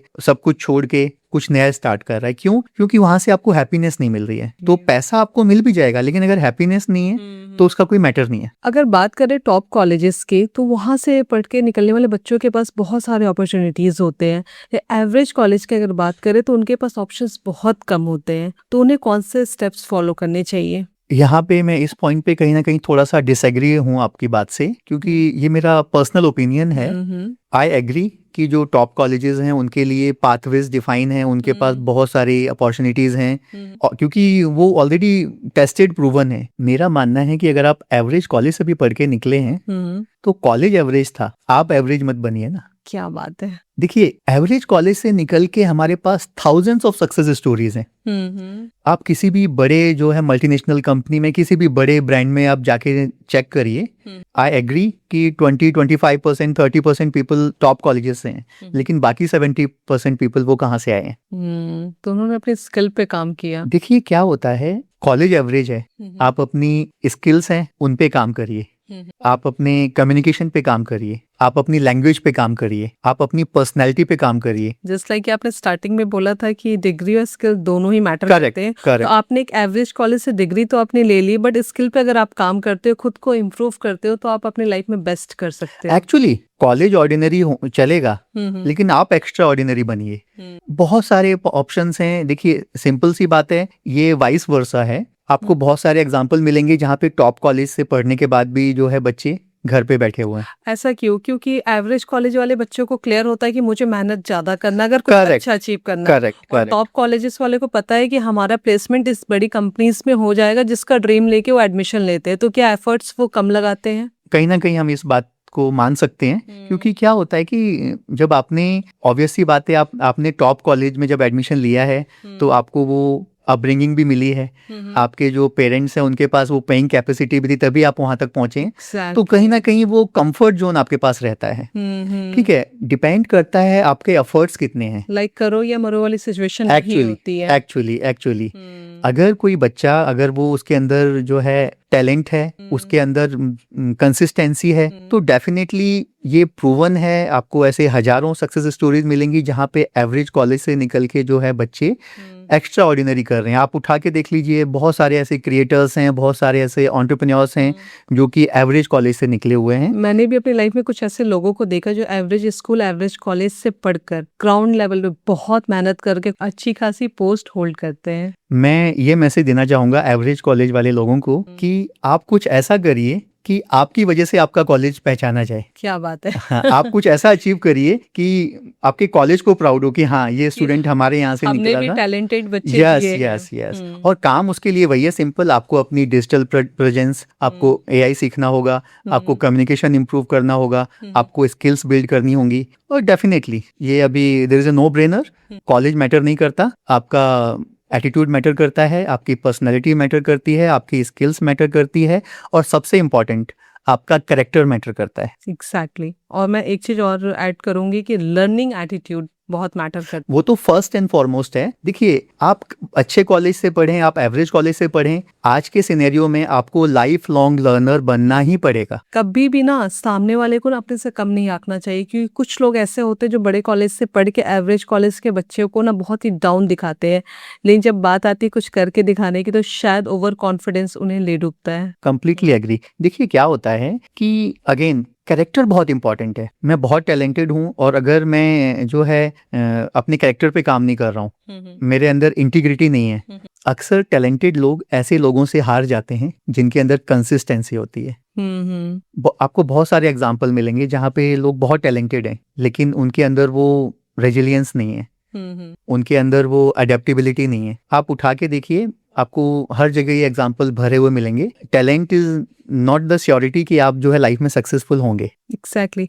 सक्सेसफुल होने के लिए मुझे लगता है एक चीज बहुत मैटर करती है कि always admit your mistakes. Actually देखिए, आप जितना ज्यादा हम्बल होंगे, जितनी आपके अंदर ह्यूमिलिटी होगी, उतने ही आपके सक्सेसफुल होने के चांसेस ज़्यादा हैं। आपको ये एटीट्यूड नहीं होना चाहिए कि नहीं, ये मेरा जूनियर है या छोटा बच्चा है। लर्निंग हर किसी से होती है। मुझे लगता है ना कि गलतियां सबसे होती है, लेकिन अगर आप अपनी गलतियों को एक्सेप्ट करते हो, एडमिट करते हो, फिर उस पर वर्क करते हो, तो ये आपके सक्सेस होने में बहुत इंपॉर्टेंट रोल प्ले करता है। एक्चुअली जब आप अपनी गलती एक्सेप्ट ही नहीं करोगे तो आप उसे इम्प्रूव कैसे करोगे? एक्चुअली ये बिल्कुल सच है। देखिए क्या होता है कि हमें लगता है कि जब हम एक थोड़ा बहुत सक्सेसफुल हो जाते हैं लाइफ में, थोड़ा कंफर्ट गेन कर लेते हैं, उसके बाद हमारे अंदर एक कॉम्प्लेक्स आ जाता है। फॉर एग्जाम्पल, सोसाइटी का सिक्योरिटी गार्ड है, राइट। तो मैं एक अच्छी जॉब में हूँ, ठीक है, तो मुझे लग रहा है कि नहीं ये बहुत छोटा आदमी है। जिस दिन आपके अंदर ये फीलिंग आ गई ना, आपका डाउनफॉल स्टार्ट हो जाएगा। एग्जैक्टली, काइंडनेस हमेशा होनी चाहिए। काइंडनेस होनी चाहिए और बहुत सारी चीजें हम उनसे भी सीख सकते हैं।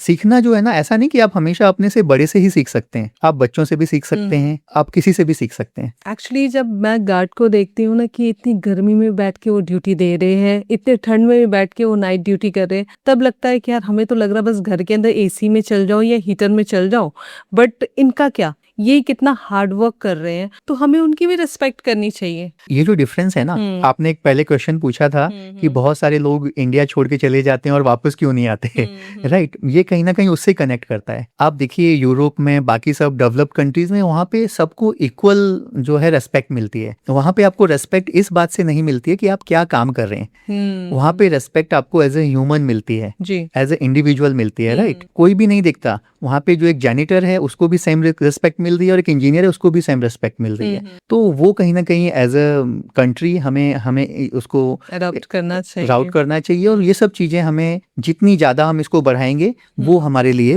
बेटर होगा। एक दूसरे को लेकर चलो, एक दूसरे के बारे में सोचो समझो, इससे ही सारी चीजें बेटर की जा सकती हैं। Correct correct. विकसित भारत 2047 का जो विजन है, उसमें यूथ का क्या इम्पोर्टेंट रोल है? सबसे इम्पोर्टेंट रोल यूथ का ही है जी, क्योंकि इंडिया के पास आज के टाइम में सबसे बड़ी स्ट्रेंथ क्या है? इंडिया का youth with the average age of 29 year. दूसरा, हमारे पास बहुत बड़ा ये टैलेंट पूल है, हमारे पास रेडी जो है वर्कफोर्स है जिसको हम स्किल करके किसी भी तरफ डाइवर्ट कर सकते हैं। दूसरी चीज, बहुत सारे फील्ड्स में हम लोग ऑलरेडी अच्छा खासा परफॉर्म कर रहे हैं। देखा जाए तो डिजिटल लिटरेसी इंडिया में काफी अच्छी है। अगर देखा जाए तो हमने आधार, टेक्सटाइल में भी हमने काफी अच्छा कर लिया। यस, डिजिटल पेमेंट गेटवेज, ये सब चीजें हैं ना। तो फिर उसके अलावा कहीं ना कहीं एआई को लेकर भी बहुत ज़्यादा अवेयरनेस इंडिया में है, राइट। तो ये सारी अपॉर्चुनिटीज़ हैं, इनको अगर हम सम अप करें, विकसित भारत बनाने के लिए सिर्फ गवर्नमेंट का कंट्रीब्यूशन नहीं लगेगा, उसमें कंट्रीब्यूशन लगेगा इंडिया के यूथ का, हर सिटीजन का, इंडिया के वीमेंस का और हर किसी का, हर एक इंडिविजुअल का। विकसित भारत में सिर्फ 5 ट्रिलियन इकोनॉमी से नहीं मानता हूँ। मेरा मानना है असल मायने में भारत विकसित तब होगा जब हर बच्चे के पास इक्वली अपॉर्चुनिटी होगी पढ़ाई करने की, अपना करियर बनाने की, जहाँ पे हमारे सिटीजन्स में सिविक साइंस होगा। असल मायने में विकसित भारत तब होगा जब हर बच्चे के पास एजुकेशन है, हर यूथ के पास करियर की इक्वल अपॉर्चुनिटीज हैं, जहाँ पे हम सिटीजन्स, गवर्नमेंट, सब लोग मिलके एक सिनर्जी में काम कर रहे हैं, जी, राइट। और खासकर हमारे जो MSMEs हैं उनको एम्पावर करना होगा, हमें हमारे इंफ्रास्ट्रक्चर को हमें बेटर करना होगा, और ईज ऑफ डूइंग बिजनेस वो बहुत जरूरी है जी। हमारी पॉलिसीज जो हैं एटलीस्ट 10-20 ईयर्स की विजिबिलिटी होनी चाहिए। हर 2 साल में पॉलिसीज चेंज होगी तो शायद हम लोग वहां तक नहीं पहुंच पाएंगे, यूथ भी कंफ्यूज हो जाएगा। करेक्ट। और दूसरा, हमें किसी से कम्पीट नहीं करना है। जो इंडिया कल था आज उससे बेटर बनाना है, अगले दिन उससे बेटर बनाना है। और डेफिनेटली विकसित भारत सिर्फ एक नंबर वाली बात नहीं है, सिर्फ एक इकोनॉमी वाली बात नहीं है, ये पूरा इकोसिस्टम है। एग्जैक्टली आपने बहुत अच्छी बात कही कि हमें कॉम्पीट नहीं करना है, खुद को इम्प्रूव करना है कि हम 10 साल पहले कहाँ थे और आने वाले 10 साल के बाद हम कहाँ पर होंगे, राइट। एक्चुअली देखिए, कभी भी किसी से कंपेयर करना, मुझे लगता है कंपैरिजन जो है वो कहीं ना कहीं नहीं होना चाहिए, लोगों को कमजोर बनाता है। देखिए क्या होता है, हर किसी की, अगर मैं पर्सन के कॉन्टेक्स्ट में बात करूं, आपका बैकग्राउंड कुछ और है, मेरा बैकग्राउंड कुछ और है जी। मुझे अपब्रिंगिंग कैसी मिली है, आपको अपब्रिंगिंग कैसी मिली है, राइट। आपकी क्या फैमिली सिचुएशन थी, मेरी फैमिली सिचुएशन क्या थी, राइट। तो वो सब डिफर, आपकी हेल्थ कंडीशंस क्या है, मेरी हेल्थ कंडीशन क्या है। तो जब भी आप कंपेयर करते हैं ना, तो comparison kills the Joy of achievement. Exactly वही इंडिया के साथ हो रहा है। अगर हमें कंपेयर ना करना पड़े तो देखा जाए तो मैं एज ए इंडिविजुअल देख रहा हूँ, अभी आई एम क्लोज टू 40, मैंने जो चेंजेस देखे हैं वो शायद बहुत अच्छे हैं। हमने बहुत बेटर किया है पिछले as a nation last 20 years में, लेकिन हम कंपेयर किससे कर रहे हैं, किसी एक ऐसे कंट्री से जहाँ पे जो डेवलप है, जहाँ पे पॉपुलेशन बहुत 10-20 करोड़ की पॉपुलेशन है और हम उसको 140 करोड़ की पॉपुलेशन से कंपेयर कर रहे हैं, तो एक Right. फेयर कंपैरिजन नहीं है वो। उनके पास नेचुरल रिसोर्सेज क्या है, हमारे पास क्या है, या हमने कहाँ से स्टार्ट किया था। एक्चुअली वो भी मैटर करता है। सो नवीन जी, थैंक यू सो मच। मुझे लगता है कि भारत को विकसित बनाने के लिए हर एक यूथ का, हर एक इंडिविजुअल का क्या रोल है, उस पर हमने बहुत अच्छे से डिस्कशन किया। और ये आज की जो वीडियो है ना, मुझे लगता है लोगों के लिए काफ़ी वैल्यूएबल होगी और हमारा देश एक दिन जरूर विकसित भारत बनेगा। बिल्कुल बनेगा। और मैं एक स्टोरी के साथ इसको सम अप करना चाहूंगा। आपके इंटेंशंस कैसे हैं वो डिफाइन करेगा आपकी सक्सेस को। डेफिनेटली आपके इंटेंशंस कैसे हैं वो डिफाइन करेगा आपकी सक्सेस को। मैं एक कहानी सुनाना चाहूंगा, आपने भी सुनी होगी, लेकिन मुझे बहुत पसंद है ये कहानी और ये बिल्कुल बिल्कुल रिलेट करती है उससे। एक जगह पर 3 मजदूर काम कर रहे थे, ठीक है। कोई पर्सन वहां पे जाता है और वो एक मजदूर से, पहले मजदूर से पूछता है कि आप क्या कर रहे हैं। तो बहुत ज्यादा धूप थी वहां पे, वो धूप में पत्थर तोड़ रहा था मजदूर। तो वो उसकी तरफ पलट के देखता है और बोलता है कि तुम्हें दिखाई नहीं दे रहा मैं पत्थर तोड़ रहा हूँ। ऑब्वियसली बात है, गर्मी में पत्थर तोड़ रहा है, थोड़ा सा एनॉयड था। तो उसने रिप्लाई किया। वही सेम पर्सन दूसरे मजदूर के पास जाता है कि आप क्या कर रहे हैं। तो वो बोलता है कि मैं यहाँ पे एक दीवार बना रहा हूँ। उसने थोड़ा सा बेटर वे में आंसर किया, थोड़ा कामली आंसर किया। वो फिर अपने काम में लग गया। उसने तीसरे मजदूर को देखा जो कि बहुत खुश था, पसीना बह रहा था, लेकिन खुशी के साथ जो है पत्थर तोड़े जा रहा था। वो उसके पास जाता है कि आप क्या कर रहे हैं। वो रखता है अपने हथौड़े को, वहां पे खड़ा होता है और जो जिसने ये सवाल पूछा था उसकी आंखों में आंखें डाल के बोलता है, मैं यहाँ पे एक बहुत सुंदर मंदिर बना रहा हूँ। वाह। तो काम सब लोग कर रहे हैं, लेकिन आप किस विजन और मिशन के साथ काम कर रहे हैं, किस इंटेंशन के साथ काम कर रहे हैं, वो दैट इज द चार्म। तो अगर इसी फीलिंग के साथ हम सब लोग अपना काम करते हैं, डेफिनेटली इंडिया को विकसित भारत बनने से कोई नहीं रोक सकता। ऑलरेडी अगर हम काम करें, करेक्ट, नेशन बिल्डिंग में काम करें, हम लोग अपना जो है कैरेक्टर पे ज्यादा ध्यान दें। देखिए, अगर बिना कैरेक्टर के आप सक्सेसफुल हो भी जाएंगे तो वो टेम्परेरी होगी। कहीं ना कहीं जाके आप स्टक हो जाएंगे। अगर सक्सेस को अगर आपको लॉन्ग टर्म में रिटेन करना है तो वो उसके लिए आपको कैरेक्टर बिल्डिंग करनी ही करनी होगी। फिर दूसरा चीज, हमें एक कोलैबोरेशन वाली फीलिंग रखनी होगी। सपोज मैं किसी फील्ड की नॉलेज अगर मुझे है तो मुझे क्या करना होगा, मेरे लिए सबसे इम्पोर्टेंट है एज ए मतलब रिस्पॉन्सिबल सिटीजन, मेरी रिस्पॉन्सिबिलिटी बनती है कि मैं कम से कम 100-200 लोगों को वो चीज सिखाऊं। एग्जैक्टली। वो एटलीस्ट पाथवे बनाऊं, थोड़ा सा डिलीवर करूं सोसाइटी को। डिलीवर करूं। We can not train anyone but everyone can train someone. Exactly. और ये हर लेवल पे होना चाहिए, हर लेयर पे होना चाहिए। ऐसा नहीं कि मैं सक्सेसफुल हूं तो ही मैं कुछ सिखा सकता हूं। अगर मैं एक लेबर भी हूं और मैं अच्छी तरीके से अपना काम करता हूं तो मैं 10 लोगों को वो चीजें और सिखा सकता हूं। बिल्कुल। एक्चुअली हमें ऑलवेज ये लगता है कि हमारे छोटा सा कुछ कंट्रीब्यूशन करने से क्या चेंज हो जाएगा, राइट। लेकिन जो छोटे छोटे कॉन्ट्रीब्यूशन हम करते हैं, लाइक अगर आप एजुकेटेड हो तो आप अपने साथ साथ 5 लोगों को एजुकेट जरूर कर सकते हो। घर पे ट्यूशंस दे सकते हो। आपके घर में जो हाउस हेल्पर हो सकती है उसके बच्चों को आप पढ़ा के उन्हें एजुकेट कर सकते हो। तो हर कोई अगर अपने कंट्री की छोटी छोटी रेस्पॉन्सिबिलिटीज इंडिविजुअल लेवल पे उठाने लगे ना, तो भारत को विकसित भारत होने से कोई भी नहीं रोक सकता। बाकी आपकी क्या राय है, आपको ये वीडियो कैसी लगी, कमेंट बॉक्स में कमेंट करना ना भूले। इसके साथ साथ हंसते रहिए, मुस्कुराते रहिए, अपने रिश्तों से प्यार करें और साथ ही देश हित में काम करते रहे। जय हिंद, जय भारत।